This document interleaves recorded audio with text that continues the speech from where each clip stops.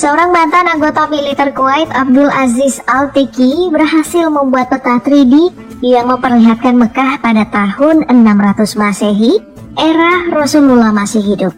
Di masa itu Mekah adalah sebuah wilayah yang terisolasi di tengah gurun pasir pegunungan tandus kawasan Hijaz. Di mana di Mekah kala itu terdapat 7 kawasan Bani, yakni Bani Taim kabilah di mana Abu Bakar berasal, Bani Makhzum, kabilah asal Khalid bin Walid berasal, Bani Adi, kabilah di mana Umar bin Khattab berasal. Ada juga wilayah kedua Bani Adi, Bani Syam, kabilah Utsman bin Affan berasal, Bani Hashim, kabilah di mana Rasulullah berasal, Bani Amir, dan area Ka'bah yang berada di tengah yang menjadi pusat kota. Ka'bah kala itu masih ditutupi kain berkualitas tinggi bernama kiswah yang bercorak dan berwarna beragam. Di depan Ka'bah terdapat sumur air Zam-Zam, ada wadah minum dan tempat mencuci. Di arah samping Ka'bah terdapat Darun Nadwah, tempat para petinggi berkumpul dan bermusyawarah di masa pra-Islam. Melewati beberapa rumah orang-orang penting bagi Rasulullah, lalu melewati jalur memutar dekat bukit, terdapat rumah Abu Jahal, penentang papan atas dakwah Islam. Di bagian utara dekat bukit kecil, terdapat rumah Siti Khadijah, istri pertama Rasulullah. Gua paling dekat dari Mekah adalah Gua Hira, tempat Rasulullah menyendiri yang biasa berangkat dari arah rumah Siti Khadijah. Bisa dilihat di peta ini, kota Mekah di masa itu masihlah sebuah wilayah kecil yang terpencil. Dan di video 3D tadi, Mekah hanya diisi kawasan rumah perumahan, di mana penghuninya adalah kerabat, musuh yang menjadi kawan dari Rasulullah. Semua bangunan tingginya sama rata, tidak satu pun yang lebih tinggi dari Ka'bah, kecuali bukit dan pegunungan yang mengelilingi pemukiman. Di masa ketika Muhammad telah diangkat menjadi Nabi dan Rasul, Ka'bah diperbaiki dan begini penampakannya. Bagian sumur air Zam-Zam telah ditutupi dengan pembatas yang dimaksudkan untuk menjaganya dari hal-hal yang tidak diinginkan. Juga telah ada pagar yang mengelilingi Ka'bahnya pada tahun 700 Masehi, yang kemudian semakin bundar pada tahun 1200 Masehi. Tahun 1400 Masehi, penutup Ka'bah diperbaiki yang makin sempurna pada tahun 1500 Masehi. Pada abad 18, kompleks Ka'bah ditambahkan pagar yang makin bagus, berbentuk kubah-kubah kecil dengan beberapa menara. Abad ke-19, semuanya makin rapi dan perumahan bertambah di sekelilingnya. Menunaikan haji atau berziarah ke Mekah awalnya adalah perjalanan mengenai hidup dan mati. Panjangnya jalur dengan moda transportasi yang sederhana kadang membuat peziarah kesulitan. Belum lagi ancaman berhadapan dengan suku nomaden setempat. Hingga akhirnya terusan Suez dibuka dan kapal uap dan kereta api eksis pada paruh kedua abad ke-19. Perkembangan teknologi, transportasi, dan banyaknya dibuka jalur perjalanan, pendatang ke kota Mekah makin menjamur, membuat Mekah kian berbenah. Tahun 1910, pemukiman di sekitar Ka'bah makin padat saja. Kedatangan jemaah haji dari luar semenanjung Arab terhitung makin banyak pada tahun 1930, membuat Ka'bah makin ramai oleh orang-orang. Tiap tahun makin bertambah, membuat pemerintah Arab Saudi memutar otak untuk memudahkan para pengunjung dan jamaah. Dana didapatkan dari penerapan pajak untuk peziarah yang sebenarnya telah dipungut sejak tahun 900-an Masehi.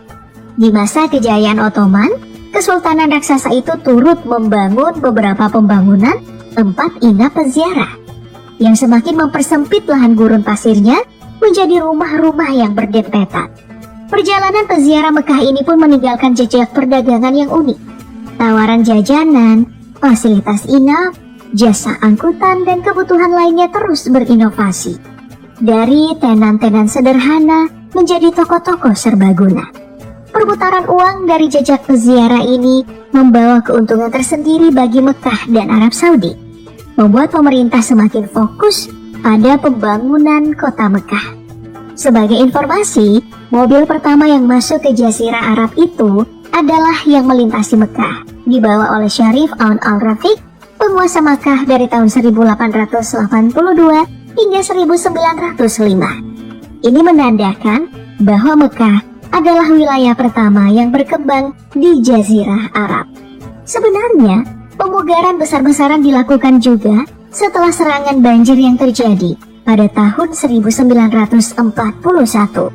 Di apit bukit dan tanahnya tidak dapat menyerap air, Mekah memang selalu dilanda banjir besar. Sejak tahun 1950-an, berkat pengaruh Wahabisme, banyak bangunan bersejarah yang dihancurkan. Bukan hanya bangunan yang akan memancing kesyirikan, tapi juga bangunan yang erat kaitannya dengan Nabi Muhammad. Pada 21 April 1925, pemakaman Jannatul Baqi, tempat keluarga Nabi Muhammad dimakamkan, dihancurkan oleh Raja Abdul Aziz bin Saud. Di situ terbaring Safiyah atau bibi Rasulullah, Ibrahim, putra baginda Nabi, putra Umar bin Khattab, dan ibu Ali bin Abi Thalib, Fatimah binti Asad.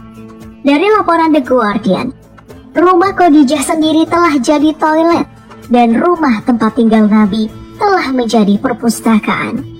Itu terjadi saat perluasan area Masjidil Haram dilakukan. Yang paling memilukan bagi umat muslim adalah rencana penghancuran makam Rasulullah untuk perluasan Masjid Nabawi.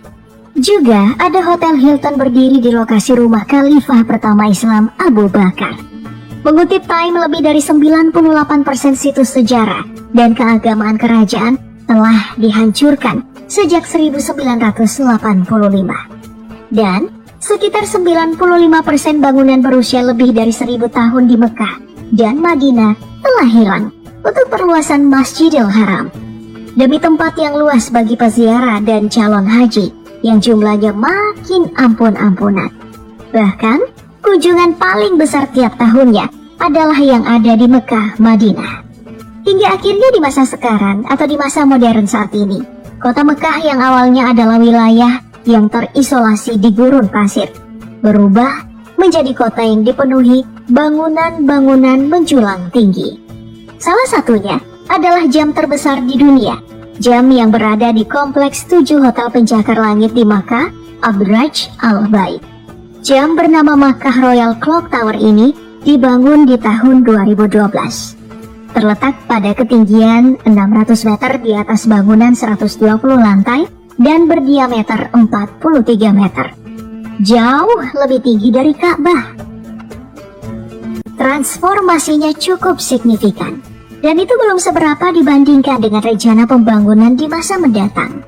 Seperti yang diketahui, Pangeran Muhammad bin Salman punya rancangan kota futuristik bernama Neom, yang direncanakan akan dihuni tahun 2024, dengan memindahkan pasir dan gunung demi pembangunannya, dan menghilangkan ruang hidup warga. Dan untuk kota Mekah sendiri, di tahun 2023 akan dimulai proyek pembangunan Jalan Mekah, infrastruktur yang menopang kebutuhan kota 100 tahun ke depan. Ini bersanding dengan visi Saudi 2030 yang jadi fokus MBS. Proyek Jalan Mekah ini menghubungkan Jeddah Makkah Expressway langsung dengan Masjidil Haram. Dibangun di atas lahan seluas 1.250 juta meter persegi dan panjang 3,65 km dan lebar 320 meter.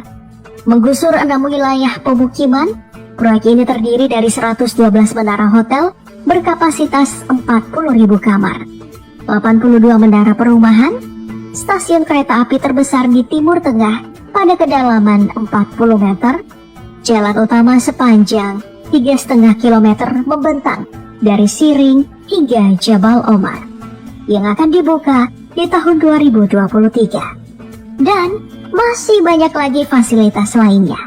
Semua demi target 30 juta jamaah umroh per tahun 2030. Pembangunan memang mengerikan.